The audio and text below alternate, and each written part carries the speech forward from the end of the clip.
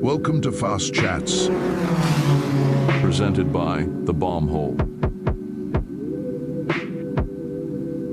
Hey folks, we got another episode of Fast Chats coming at you. It's our show we drop completely randomly throughout the winter with absolutely no cadence, shorter than our normal podcasts, and we do it over the internet. So we chose to interview Nils Mindnich this week after a gigantic win at the natural selection. This man is an engineer, okay? He works for Salomon. He designs snowboards. He's a keyboard cowboy. And he took his paid time off and he said, you know what, I'm going to go bag the W at natural selection. He's been putting in the work. He talks all about his strategy and mindset going into it. Also talks about being a dad. First win as a father. He had to get that diaper money. So Nils is always one of my favorite interviews. This one is no different. So let's get into it. Dixon, what do you say? Okay, we're here with Nils Mindnich, 2026 Natural Selection Champion. You got to be on top of the world. How are you feeling right now, Nils? Dude, fucking dream accomplished. It's insane. Like having things pan out how it went this year. I'm absolutely tripping. I'm so grateful. I'm so stoked. It's kind of been a journey to get here, which feels odd to say, and I'm just hyped. Well, one thing I want to talk about too is now you're a dad, okay? And I saw the video that Bree posted of her reaction to you winning, and I had tears. It was such a beautiful moment. How much more does it mean now that you got a little one? Dude, it just like amplifies the whole experience. It's kind of crazy. Like, yeah, that video of Bree, I was like tearing up too. It was just like so fun to try like see her reaction because I mean they're back in France right now and Summer's only 2 months old, so just logistically and even with like documents, we're just like not ready to travel with her internationally. So it's kind of hard being like on the other side of the world and to have such like a like high mark achievement go down, but to see her reaction and also just to be a dad and have that and like to know that it's possible. I think at least as a kid snowboarding, I felt like if you weren't 100% dirtbag pro snowboarder, it was like you weren't in it, you know? And obviously there's myself and so many people that have proven that that's obviously not the case. And it's just cool. Like I'm a dad, I'm winning NST. It's been a hell of a Q1, Chris. It's been a big Q1. 100%. What stood out to me, Nils, is you seem to be almost like possessed. Like you were laser focused. Your first run, highest qualifying run, made it right to the finals. That was off your first run, correct? Yeah, in qualies I qualified for like first. Yeah. So I want to know, like, what were the ingredients to get you in that mindset? Like, what got you there to where you're so locked in? Dude, well, I've had a lot of time, maybe not every day, but close to every day for the last 2 years. It's kind of eaten away at me that I like felt like I let first place slip through my hands in 24. And that's, I don't know how to explain that. I guess that's just how much the event means to me. And like, I almost think about it every day for the last 2 years. And like, so many decisions are put in place to try be at the right place, like physically, mentally, all of it. And at that point, going into qualifiers, I just kind of like, I knew I wanted to do that run probably 2 weeks ago. And like, I learned the front one switchback 7 specifically for that jump, just like on a Monday at like a shitty park in France. Like, there was just so much prep work that went into it. And I was just like, all right, well, this is what you want to do. Like, my vibe this year was like, do what you want, snowboard how you want. Don't worry about like what other people are doing. Just focus on what you think's cool and like lean into your strengths and what's worked in the past. And like, just don't leave a stone unturned. Were you studying this course like you were preparing for finals in college?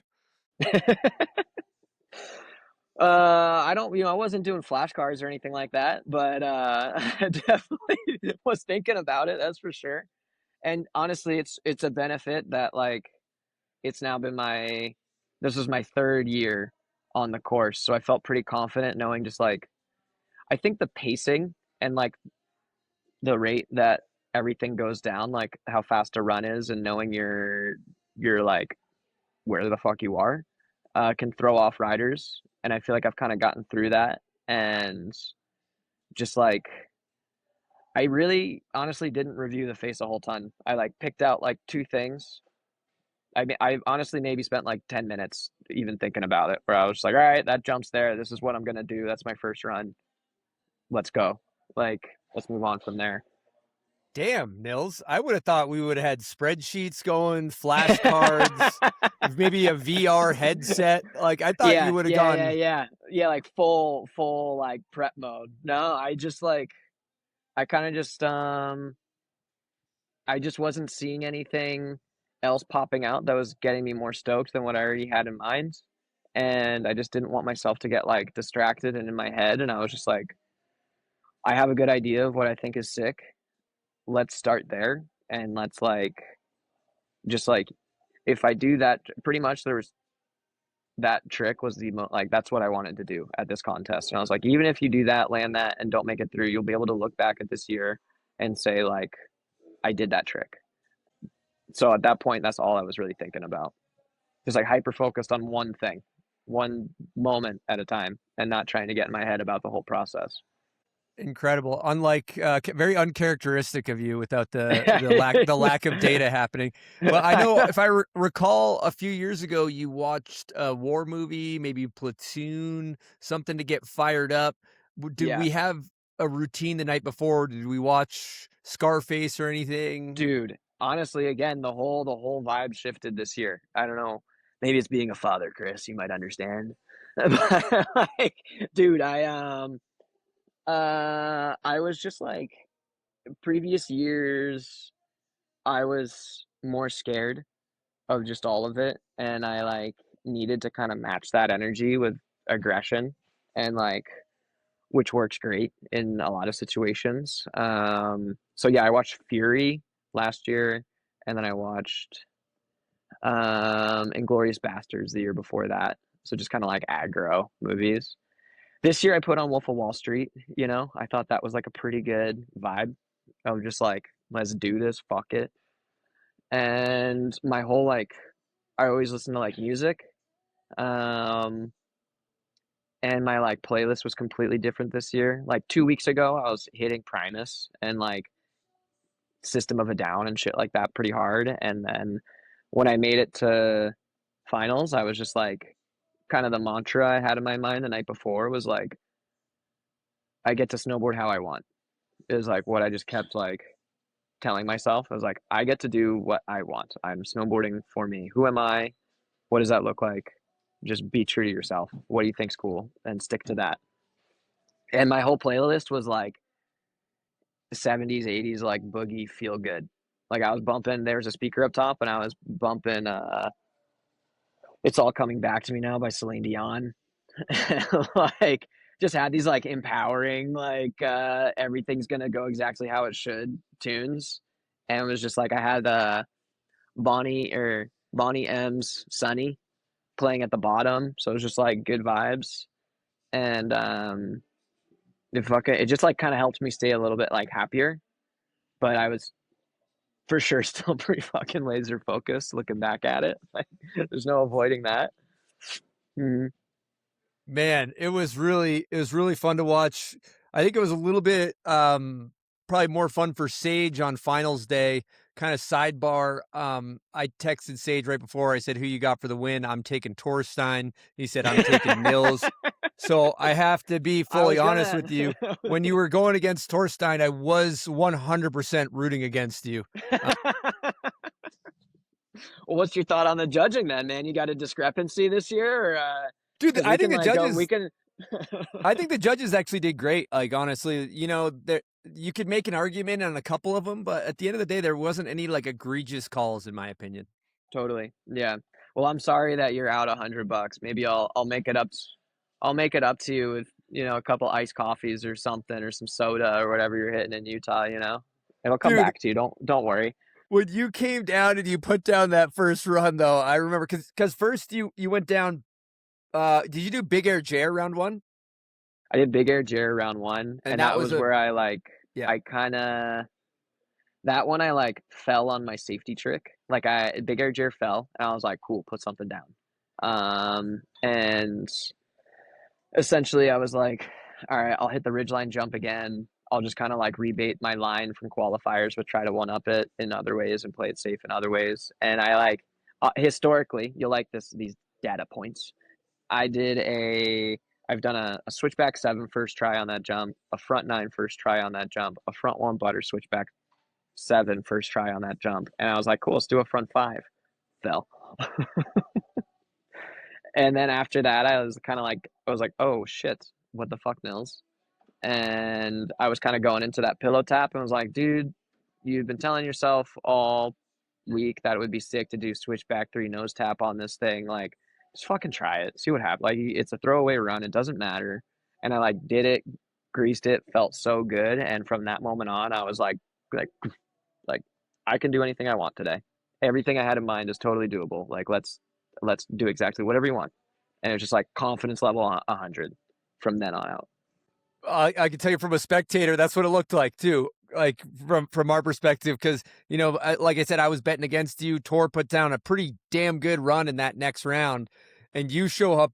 You go butter to switchback 7, switchback 3 tap, and then you do this switch turns. I'm watching this thing. I'm like, this guy is so fucking locked in.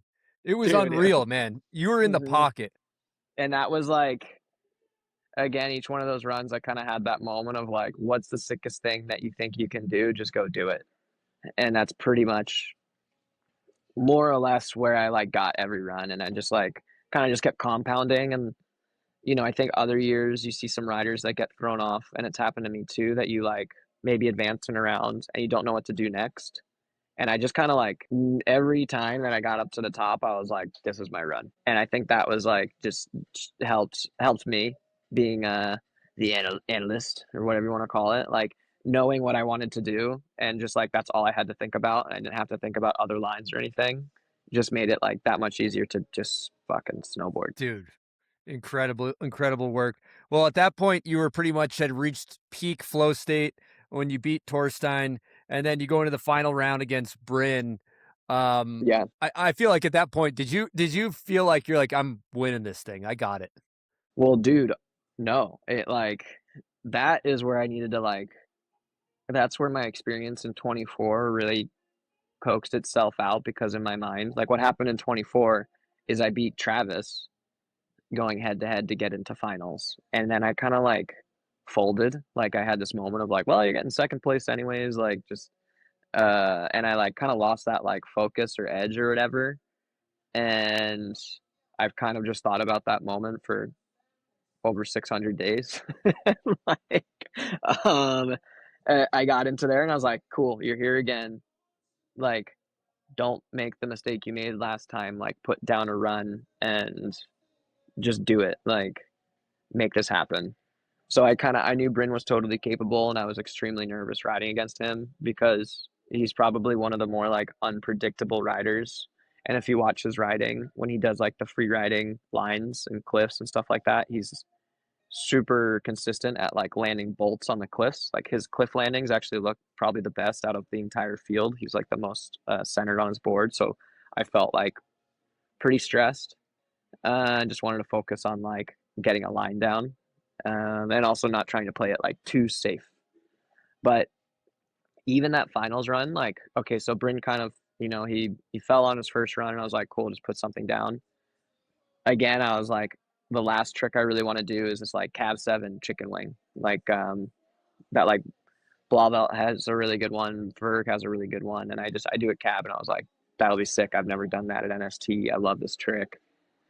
And I'm going into the Red Bull jump up top, and I was just like, had too much weight on my toes, and I was just like, I don't think I can get to the tap after that. And just so like I'm going into the lip, and I was like, switchback 5, like just do a switchback 5. So I like dumped that, hit the Indy, like felt super confident, and was just like stomped that, and I was like, let's fucking board. And I just like rode the rest of the line.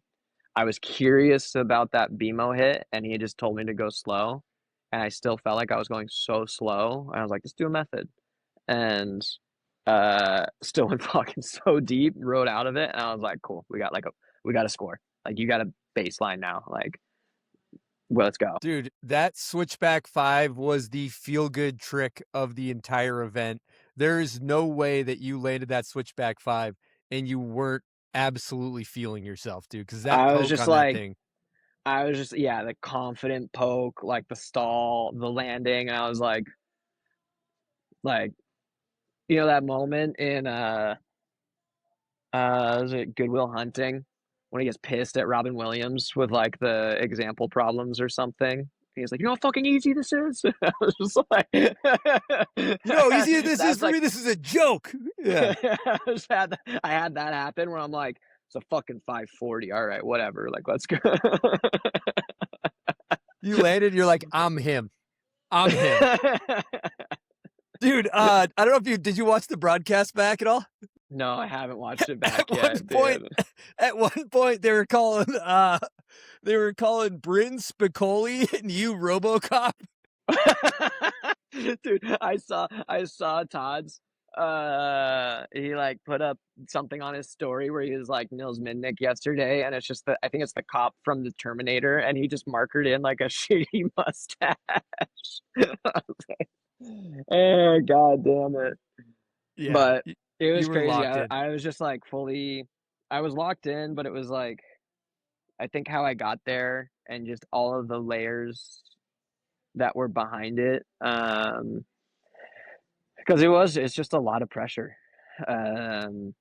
With like, it was almost like this just like this overhanging thing that like the contest means so much to me. And I think a lot of people find it really cool and unique. And it's this awesome thing going on in snowboarding that I'm so grateful to be a part of. And like every year, so many moments, people are like, Nils, you look super good. Like, dude, I think, like people were confident in my abilities to do it.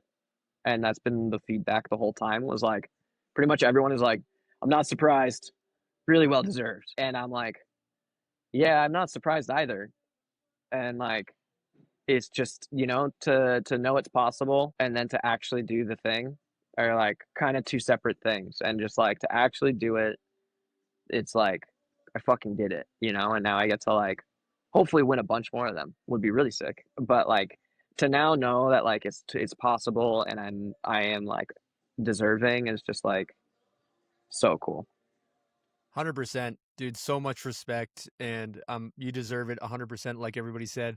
And one thing I think we've talked about in previous shows and things like this, but there's maybe some people listening that haven't heard about the absolute intentionality at which you go through this. Like I think about that. I've been riding with you and you're just at Baldface and you're only riding switch.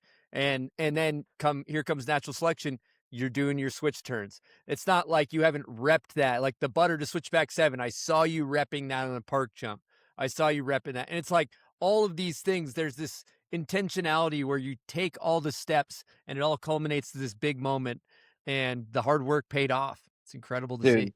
thank you. I'm so stoked. It's crazy. It's like I've like granted I was never a mainstream. I never like found success in mainstream contests like slope and pipe. I stopped competing when I was 17, and then when I kind of picked it back up, all of pretty much every major contest I've done up until this point I had won.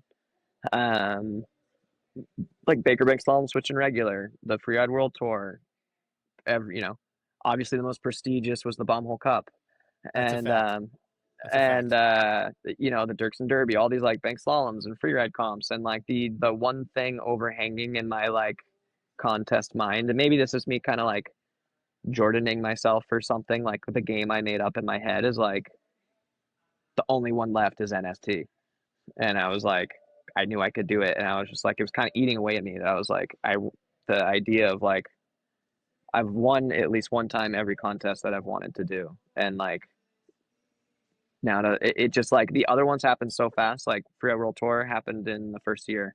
Baker Bank Slalom, it was like my third year racing or something. I was like 22, and this one it was like honestly since 2021. It's been almost 6 years, 5 or 6 years of just like chipping away at it, and like 6 years to kind of like work towards something is that's a college and a master's degree, right? Like it's fucking it's been a lot, and like now it all worked, and I felt so good. It was like such a relief off my shoulders, and I'm just so like incredibly grateful for the event and what they're doing for snowboarding, and like just everyone was so nice and supportive, especially the feedback I've been getting. It's like really cool, and I think a lot of people kind of know that. I think a lot of people knew that like it was something that meant a lot to me. um and it's been super super fulfilling, the whole thing. Incredible. You know what I keep thinking about too, because I think you might be the only competitor that has like designed and engineered a board and then won a natural selection on the board. And I So think far. about you so far, and you're in this other role that you have with Solomon, this hybrid role where you're a snowboard engineer, where you design product and things like that. Yeah. And I think about you in a Solomon Zoom meeting about product design, and like if anybody questions you, you kind of can just go full alpha. Just yeah, I No. won natural selection actually on this thing. You can suck my dick. You're kind of like you can full alpha vibes anyone in a Solomon Zoom meeting from this point on, pretty much for It's the rest of eternity. it's good. It's a credential that goes beyond just riding. You can put it that way. Yeah, let's talk about that, because you have this internal engineering team over at Solomon too. They had to be Yeah. like the whole Solomon squad. You're not just a guy from the marketing department on the team now. Like you're a full blown like No. Solomon employee, engineer, in house. What was the vibe and the excitement from the win Dude, from everybody at and Solomon? people were so stoked. I've gotten such like good feedback from it. And then like yeah, there's like, an office group chat. There's like 26 of us or 30 of us, something like that, in Annecy. The whole crew is super excited about NST. They're stoked on snowboarding. It was really cool. And it's just like it's a trip, man, for sure. I essentially like it's definitely a hybrid role. It's like at times quite a bit to manage, and then at other times it's forced me to kind of like figure out how to, like there's only so much bandwidth you can like allocate everywhere. So figuring out like, okay, am I going to film these next couple of days? Cool. I got to go into the office and like clean up some projects for a day, and like hit a quick meeting. Like, all right, I'll get back from riding and like shoot out some emails, and it's like working, and I'm learning and growing through all of it. But yeah, it's like, I think it just feels empowering to me to be like, I don't know, like, fuck yeah, look at all this shit I can do. I don't like, Dude, you're killing it. it's like it's a lot, and right now, especially with like a 2-month-old baby and like a wife, and like life's kind of like I've straight up been living like a day at a time for the last like 2 months, and just trying my best and to like not get distracted and overwhelmed, because every day has kind of just been wall to wall. And then to be able to kind of like, it's almost just giving me that like mental fortitude, I would say, going to this contest, because like going into the event, I'm like, this is pretty stressful, but like you guys should see how much other like shit I'm stressing about right now. Like this is actually pretty fun. It's like That's I was like this actually isn't too crazy. I was like, it's kind of crazy, but like I actually you see I see the roadmap now, Nils. I see exactly why you won. Like it makes a lot of sense. You've been explaining all these things, but basically you have a 2-month-old baby. You've been, doing diapers probably at like 3 o'clock in the morning, completely sleep deprived, like life turned upside down. So when you actually go on this trip and you are not taking care of a newborn child and you are fully rested, you're basically like a superhuman, because you've kind of just been kicking your teeth in, and that's kind of your training regimen and why you won. straight up, the training regimen was like yeah. Yeah, pretty much. Just like a psychological beatdown for like 2 months going into it. And then that one moment, it's like the best like mental training I guess I could have gone through. Awesome, dude. And then that's so cool. Summer gets to see your dad. You know, she looked like she was asleep, but she was at Yeah, least alive for the time that her dad won natural selection. Are you at the it's so top, or are cool. you kind of like, let's go, dad? Come on, dad. Let's go, dad. Sometimes, maybe not at NST, but I've had some days filming this year that I was like, ah, shit, I don't want to like start. I just got 4 clips today. I don't want to start building this jump for tomorrow, and then I'll be like, well, you're only snowboarding tomorrow, and you're not going to be snowboarding the next day, so you better go like get back to work. There's still daylight, Nils. I've had some days like that where it's like still light out. Keep working. Got to get that diaper money. Got Yeah, to get exactly. that diaper money. All right, got another big topic here is Yeah. Harrison Gordon, new Solomon team manager. He's obviously there at natural selection. You win, huge for the brand. Did Harrison really light that credit card up? Any debauchery? Talk us through the night. Dude, the night was pretty good. Honestly, I got it was extremely special because my mom and my brother were there, and neither of them had seen me compete at this event or like any event in my adult career. So like there were friends, there were family, there were so many people that just understood what was going on. So like the emotional high was so cool. And probably one of the more memorable things is that like Hans, Allison, and I, my mom's in her 60s, so she rides slower. It's like this like never ending like 20-minute traverse to get from the venue down to town. And I just kind of got to have, well, with my mom, it took half an hour. And it was just the three of us just got this like quiet moment like after the event, and we weren't really talking, we were just riding, but you're just getting down the mountain and the sun was setting, and I just had this like just got to like savor it and like watch her snowboard and think about everything that led up to. I just got to think about my entire life up until this point, and that was like that's not like that badass debauchery that you maybe asked about, but it was like probably one of the coolest moments from the event. And then I get down to town, and at the resort there's only there's like it's pretty small, and I walk into the bar and everybody's in there, and it was just like 100 people erupted in the bar, and it's just Hans, Allison, and I walking in, like walking through, and everybody's just yelling, and I was like felt like the best like coming home surprise birthday party ever. And let's see, I tried to party honestly, and I'm a little rusty, it turns out. Not So enough I was training. hanging, not enough training. Yeah, I need to train more at partying. But I was having a good time. I was just fucking stoked. Everybody was obviously happy, and like not too much debauchery. I will say that as far as the partying and the debauchery goes, you might want to catch up with Bryn Alexander on that one. He was like he won the party. I may have won the battle, but he won the war, so to speak. That guy turned it on, and he was locked in from 7 o'clock until I think 4 a.m., really letting people know.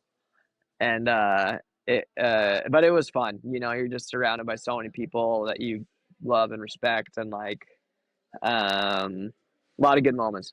I guess there was a fun moment that Goop jumped on my back as we were going to catch a taxi, and I got really excited, and I got the zoomies, so I started sprinting down the street with him, trying to run past people, and then I lost my balance, and we both just fucking pile drive forward into like the sidewalk, right in front, right in front of Travis Rice.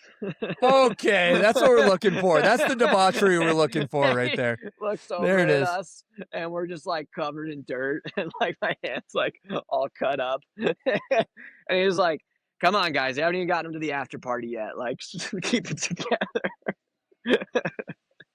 Incredible, Nils. We were having fun. We were running around. It was a good time. Love to hear it. The moment with your mom sounds really special, and Hans and everything. That's really cool. Well, we try to keep these things relatively short, so I'm going to try to rip through some hot takes here. Let's get into it. It's time for hot takes. First one we got. Who's your favorite up-and-coming rider? I gotta say I've been pretty stoked on what Cass Jones is putting out.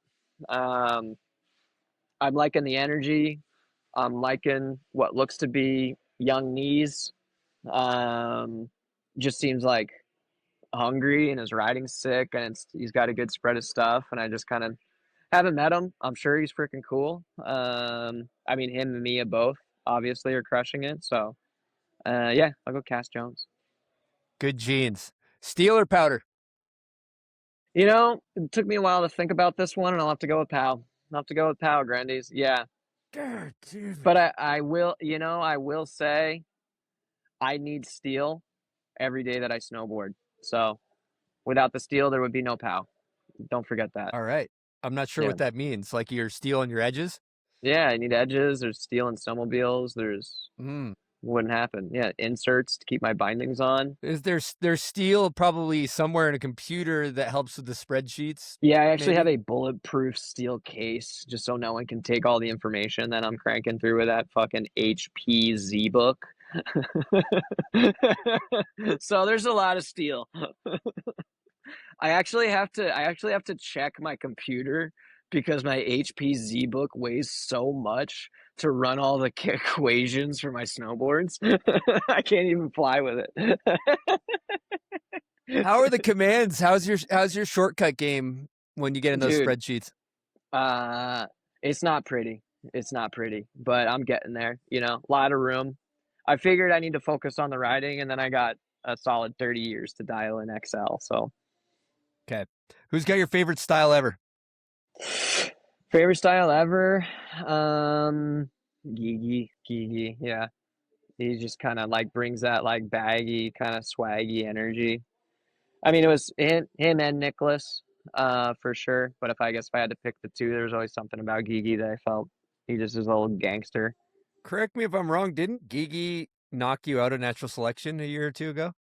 Last year, yep, knocked So my there's ass there's out. no there's no resentment there. I'm surprised you still like Gigi. I thought you'd maybe hate him after that. Um, resentment? No, there's no resentment. It's just a contest. I should have ridden better. I resented myself maybe. I should have made the judges' jobs easier by riding better. That's where Wow, I look at guess that the resentment goes. accountability. The accountability is through the roof. All right, who's got your favorite method? There's a lot of good methods out there. Let's just that like OG Blaveld or Mueller. Hans just had a method that he did that got published in a snowboarder's journal, and I was like so jealous. And there was a side by side method of us from a video we just put out, and like his was looking pretty good too. And I didn't like mine compared to his, and I was like, kind of pissed me off. Yep. That's sibling That's rivalry is that's real. sibling rivalry. But God damn it, he's got a better method than me. All right, who's got your favorite turn? Probably Blair Habnick. I'm thinking like Blair Habnick and like an absinthe clip. There's just some way that he just seems to like have sick balance. He's got my favorite turn. I think Vole has my favorite slash. Bonus points. I like that. Yeah. What's your favorite snowboard video ever made? 9191. What's the best place to ride a snowboard? The mountains. What's your favorite board graphic ever? Favorite board graphic? Let's see. Thinking back as a kid, I thought that like the unink graphics were always so sick with like the pink pigs. Those really like stood out to me. And then in my like recent memory, there's this like the Solomon High Path that they just did with like the green board. It just felt like maybe it's because it was like simple and classy. It was the first graphic in a long time, and I guess I'm biased that I was like, fuck, that's sick. But for the record, we'll go with unink. All right, I'm gonna add total sidebar derail on that. I love asking people this question. So you ride for Solomon, you work for Solomon. Everyone knows that Solomon's your first choice and all of that. We're not trying to get you in any type of contract cut issues here. But if you were to go, if for some reason you had to buy a snowboard that wasn't a Solomon, and like what board would you choose and why? I'd probably go with like a Gentum stick. If we're following the logic here, Chris, if I'm buying a snowboard, I'm probably not a pro rider anymore, and I'm probably like cruising a bit more. And just like, I think it's called the Stingray or something like that they make that just is this like kind of just timeless, classy looking, sick board. And and I've heard good things, and I just like the vibe, and like, I think it would be really cool to try out. Solid. Who's your favorite snowboarder? Favorite rider right now? I don't know why it keeps bumping into my head, but like I'd probably go with Judd or Rene. Like in the moment, I'm like pretty stoked on from a vibe standpoint, from a trick selection and spot standpoint, a style standpoint, and like seeing their evolution from contest into backcountry and just everything that they're sort of doing right now. I think Rene and Judd are like really at a cool place in snowboarding, and it's like exciting to see where they're going to go. Favorite rider all time? Well, that'd probably be my favorite rider with the best style. So that still goes back to Gigi and Nico. But in the moment, Judd and Rene. I like it. All right, what's the worst trick? Worst trick? I mean, just like probably a tailfish. That's a pretty bad one if you're like trying to get away with that, you know? That's tough. That's tough. All right, dream sponsor, anything in the world. What do you got? Dream sponsor, honestly, I'm going big corp on this one. Maybe like Amazon, you know? Just like if there's just like a limitless card, pretty good variety. I'm not masculine enough to get like a Home Depot. I wish I had a bunch of houses I was working on that I would benefit from, but What about HP? What about HP? Now you got that computer. Honestly, HP, I just don't know. Like, I would just need an allowance to be able to check that thing every time. So, All right, last question I got for you in hot takes is worst trend. worst trend. This is a tough one. I think there's a lot of good trends going on in snowboarding right now. And I guess worst trend is maybe like getting hung up on what other people think. But I'll say, I feel like in the last 4 or 5 years, I feel like and maybe this is just me getting older, but I think that snowboarding is in a cool place of like a lot of things are accepted and a lot of things are celebrated now versus the inverse. And I think that's cool. Hell yeah. That's great. Well, coming off this big win, you just won what, 25 grand in a snowmobile? Brand new Turbski? Yeah. Just a quick turbo for the baby. Yep. That's good. You going to ride that around in Annecy in France, or are you going to keep that in North America? I mean, the lake's 10 miles long, so if you ask me, there's plenty of room to play.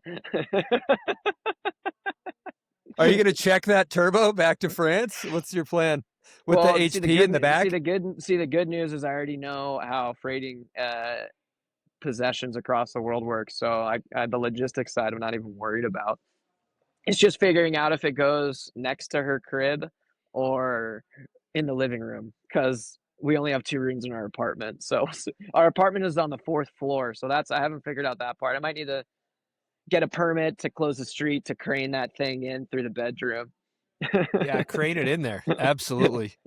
Just Summer going to sleep to that sweet, sweet whistle of a Ski-Doo turbo spooling up. Yeah. The people in Chamonix will think that like a fucking dragon is awake. I'm gonna leave the crampons at home and start high marking the Mallory Couloir. Thing's gonna be whistling underneath the Aiguille de Midi. You see a lot of those out in France, huh? A lot of high marks. People are gonna be throwing their cheese at me as I pass by, trying to knock me off. Ooh la la, qu'est-ce que ça? How's your French coming along? It's bad. I'll be honest. I tried to flex a little bit when we talked last year, and I don't think it's really gotten past that. But if there's like a delivery guy downstairs, I can tell him that like I'm arriving soon. I'll come downstairs. That's about it. Hell yeah. Mm-hmm. Good stuff. Well, Nils, it's always a great interview. Always a pleasure to catch up with you. Yeah, dude. So proud of you and hyped that you won, and you deserve it. As much as Thanks, financially it was not beneficial for me, I am still hyped for you.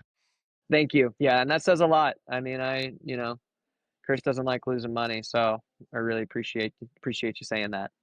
Yeah, I got Tori. He's tapped in. Tor's tapped in. I thought he was gonna tap into, the divine and really connect with the mountains. I thought he had it locked up, but you were even more tapped in. You're also a father. Well, all 3 of us are fathers, and turned out I was maybe the most. We were all tapped in as fathers. But I just tapped in the most, I guess. I don't know. All right, that's it. We just did it. The Nils Mindnich interview. Thanks for having this fast chat with us. We appreciate you, Nils. Safe travels back to France. Thank you. You guys are legends. Catch you later, bro.